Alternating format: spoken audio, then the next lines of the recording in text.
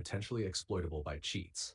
One of these drivers is asstahci64.sys, which usually belongs to specific third-party storage controller drivers, e.g. as media or Marvel controllers, instead of the standard Microsoft drivers. Faceit sees it as a security risk and refuses to run until it's replaced or removed.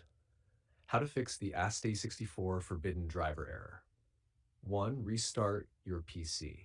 Sometimes a simple restart unloads the block driver and allows Faceit AC to start. This is the quickest first step.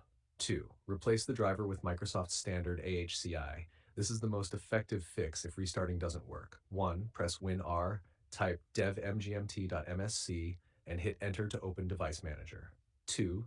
Expand storage controllers. 3. Look for an entry that mentions as media or Marvel. 4. Right-click it, Update Driver. 5. Choose Browse My Computer for drivers. 6. Then select Let me pick from a list of available drivers on my computer. 7. Pick Standard SATA AHCI Controller and install. 8. Restart your PC.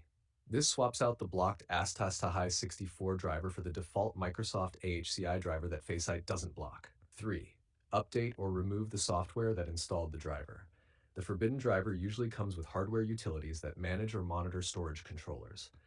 Try updating the utility that installed the driver if available, or uninstalling it entirely. After that, reinstall Faceit AC and restart your PC. 4. Reinstall Faceit Anti-Cheat. If the problem persists, 1. Uninstall Faceit Anti-Cheat from apps and features. 2. Restart your PC. 3. Launch Faceit and let it reinstall the AC. Sometimes reinstalling forces the system to redetect drivers cleanly. Notes, warnings. Don't just delete the .sys file manually. This can break Windows storage functionality. Instead, replace the driver as described above. If you're unsure which program installed it, search for asstahci64.sys on your system and check the parent folder.